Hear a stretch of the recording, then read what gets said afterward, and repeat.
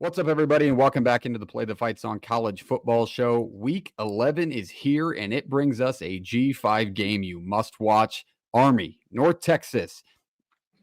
Denton's going to be rocking, boys, because this one, here comes a college football playoff, newly released rankings, top 25 team, a team that's fighting with Boise State and some other G5 names to get in there. And here comes an explosive offense from North Texas to try and play spoiler on this season.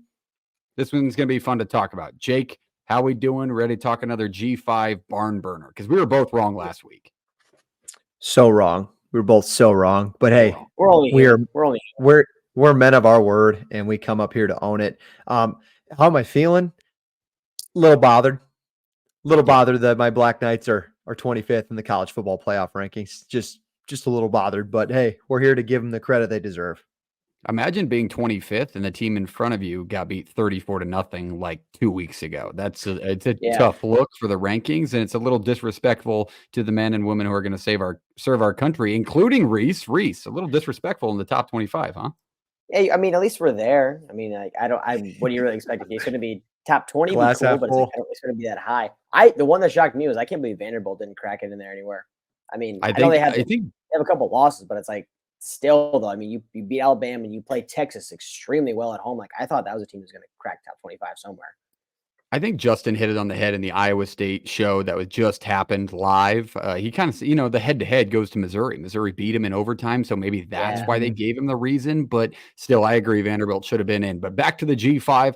Let's talk on this game. But before we do, let's go into our great partner at No Rivals, shopnorivals.com. Use the code PTFS at checkout on all your premium collegiate headwear.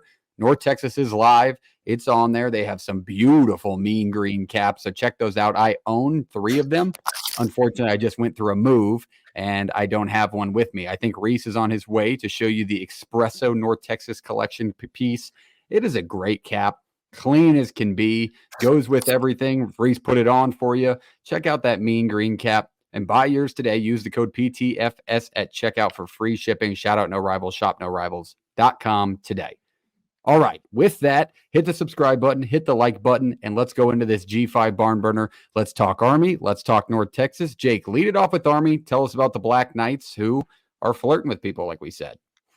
Yeah, as you can see there on the graphic on our YouTube, Army opens up as we're recording this, about a 4-5 point favorite. And I'm not really sure if those numbers are leaning into Bryson Daly's health or not. Bryson Daly's the quarterback at Army. He's been an absolute stud all year.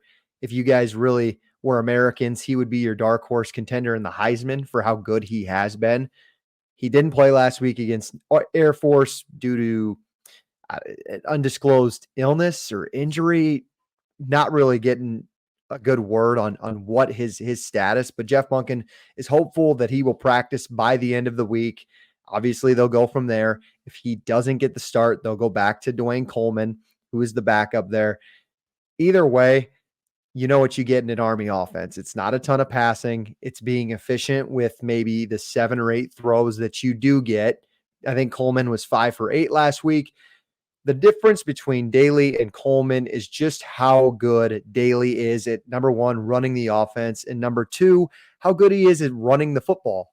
He's so good at making his reads and the option plays and making the right decisions that he is actually one of the best runners in all of college football. He leads the team in rushing, even being out last week. But if he's not going to be able to go, they got to lean on their running back, Kanye Udo. This guy is a workhorse too. I think he had over 100+ yards last week. He's going to have to help out Coleman a ton if Daly can't go. So look for him to be leaned on. On the other side of the ball, not a ton of guys with like big names, but this is a defensive group that's really, really good. This is a group that has picked off 12 times. They're going to see a very good passing attack. I know Parks is going to touch on it. And this is the number 1 scoring defense in all of college football, giving up just 11 points a game. So this team can do it on both sides. This is a really, really good service academy that we haven't seen in quite some time, it feels like. And then on the other side, you have North Texas, who feels like they can only do it on one side yet again. People are calling for Matt Capone, the defensive coordinator at North Texas' head the last few weeks. It's for good reason. Their defensive ranks are just not good. They're flat out terrible, to be honest with you. 126 in the country when it comes to opponents' points per game. They're giving up a shitload of points. 40 points a game this defense is giving up. However, you can get away with it and stand as a 5-win football team in week 11 and be only a 4-point underdog. When on the other side, your offense is as strong as North Texas's is, because they are the number 4 ranked offense in college football when it comes to scoring and the number 5 ranked when it comes to yards per play. It's an explosive offense with a lot of weapons.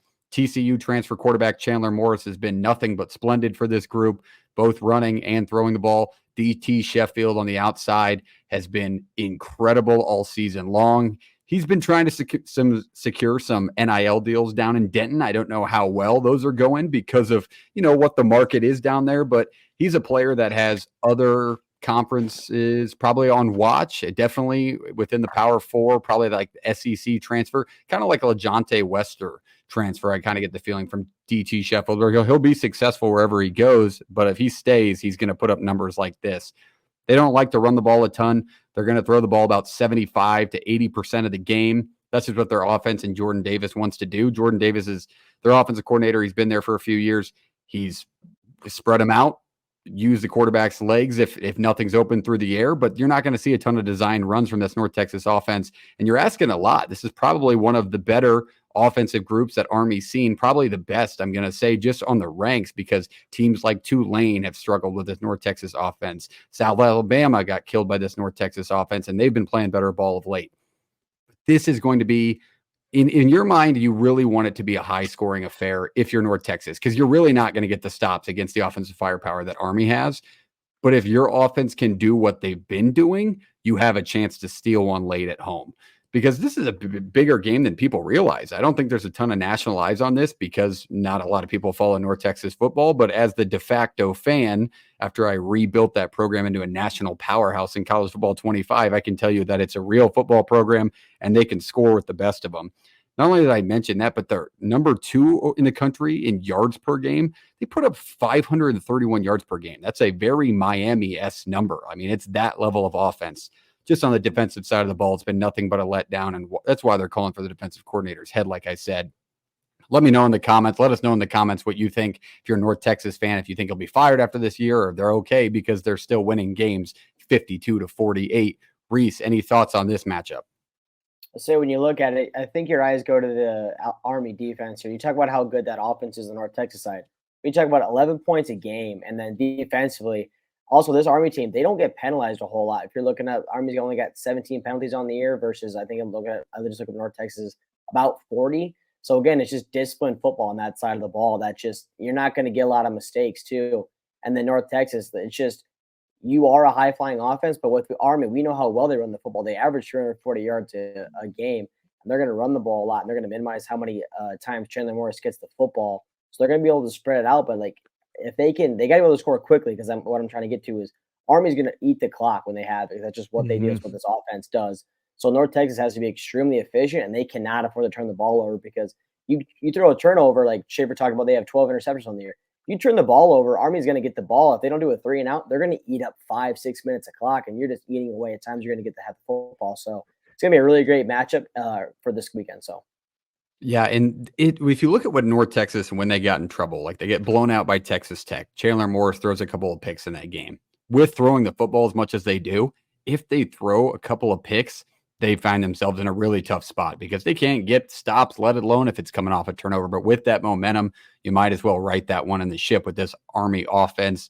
Jake, any more thoughts? I mean, number 1 passing offense in college football per yards per pass. What do you think? You think Army can get it done? Well, I already highlighted they can create a lot of turnovers. It's interesting to me just because just 2 completely different styles of football offensively clashing together on Saturday. That makes this so fun. You mentioned it, Parks, the air raid offense from North Texas versus this service academy. Army doesn't throw it a ton, but they create explosive plays themselves. Like 2 of their top receivers average like 30 yards a catch. They have like over 300 yards in the season. So they don't have a ton of catches, but like every time the pass works, you just got to be on your toes if you're North Texas, because it's probably going to be a big throw because they're going gash, 5-yard run after 5-yard run. My concern with North Texas is just the rush defense, man. Like, look at the last 2 weeks. You gave up over 180 yards to Mario Anderson at Memphis, and then you gave up 200 yards to Mekhi Hughes at Tulane. With or without Daly, Kanye Udo, like I highlighted, just rushed for 150 yards on Air Force. He could do the same thing to that rush defense. So I'm really interested to see there. North Texas is just going to have to hope. I think that they're just going to have to hope some weird balls bounce their way on maybe a couple of missed exchanges with their option attack. But this Army team seems really buttoned up.